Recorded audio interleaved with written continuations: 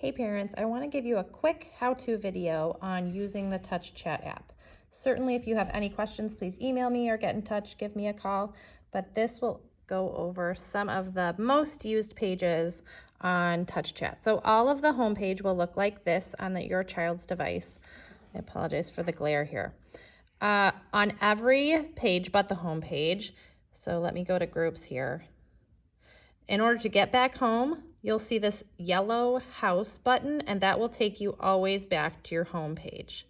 So the home page is comprised of a lot of what we call core words and links to different groups. So core words are the words that are used most typically in language to get your needs met. So you'll see some pronouns over here, but then a lot of verbs. So we have a lot of students starting with easy verbs such as eat or drink, stop, read, open, and help are big ones.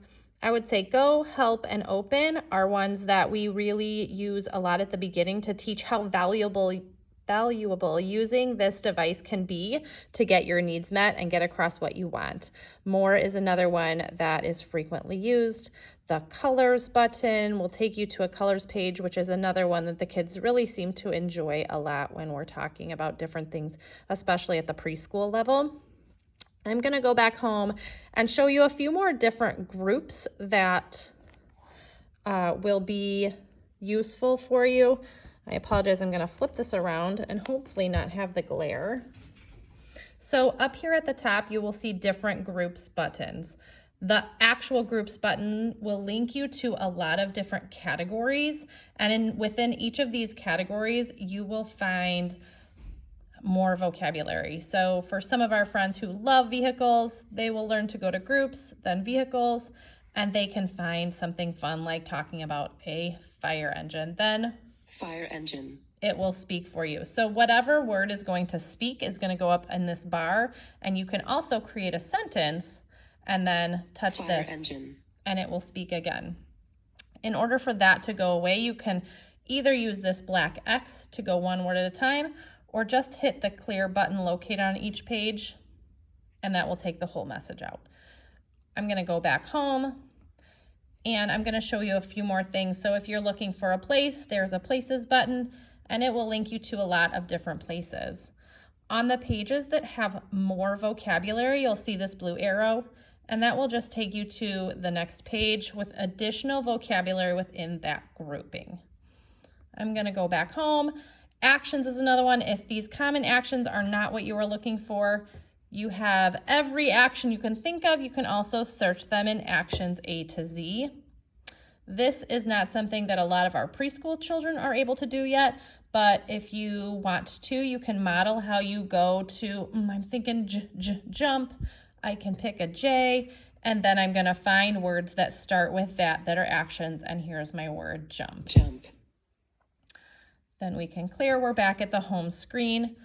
Another one you can go to, some of the kids are super excited about snacks and eating. Eat. So you can say eat, and it pops you right into the snacks page, but you can also choose at the top different breakfast foods, lunch and dinner meals, snacks, fruits and vegetables, or desserts. So a lot of these words, anytime you see this little white arrow at the top, that is going to link you to another page with additional vocabulary. If you don't find what you want, you might use this blue arrow to get more. If not, you can go back home and try again. Some of the other cool groups of words that we might use, especially in school, or you might want to use at home, in this social page, we can greet our friends, hello, we can say goodbye, we can say some of these cool phrases like no way or cool, and we can always add in some additional ones as well. You can also, if you would like me to customize some of this information in the personal area, we can customize with name, school, different things. You might not want them to have some different addresses or phone numbers in there, but we could put how old they are or their birthday. And again, as students get older and are using these, they might want to talk about their favorite TV shows or their phone number, how to contact them, their email. So all of these don't need to be filled in right now, but if you would like me to customize with any anything like name or back here at some of these people and family, we can certainly do that. One of the cool things about having an iPad as the device that this app runs on, we can easily take pictures with the camera on the iPad and upload those into here as well. We can add school personnel or home family members, different people that they might want to talk about in their life that they just aren't able to communicate about yet. One other page that I will show you quickly is this describe button. Sometimes this is really fun to talk about things that are big and little or how they're feeling.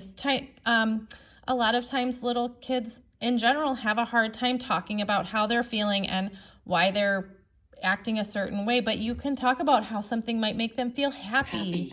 Or you can go back in there. We can actually lock this page and it will stay on here.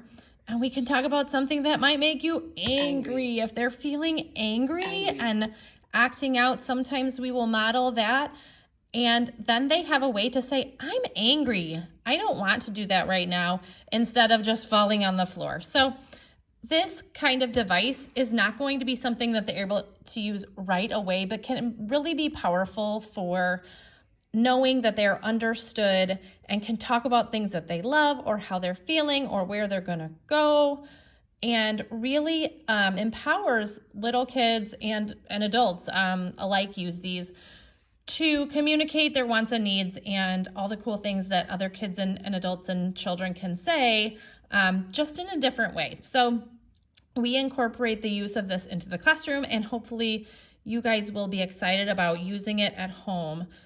I know in my presentation that I'm sending, there is a lot of information about modeling, but what I do at school and what the other staff does when I'm not around is really use this. So I might say, oh, it looks like you're having a hard time opening your Play-Doh. Do you need help to open? So I'm saying a lot more verbally, but I'm only using the important words when I'm modeling here. So it teaches them that, okay, they can learn, oh, I need help. And then eventually they might get to the point where they say, I want help.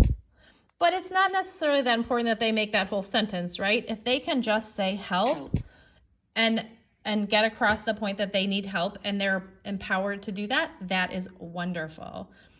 Please, I know there is so much more to this than I can convey to you in just a few minutes, but I wanted to give you a quick overview of how this can be used and modeled at home and really empower your child to communicate different things with you that they haven't been able to just yet.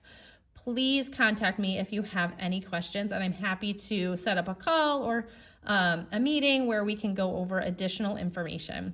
Thanks.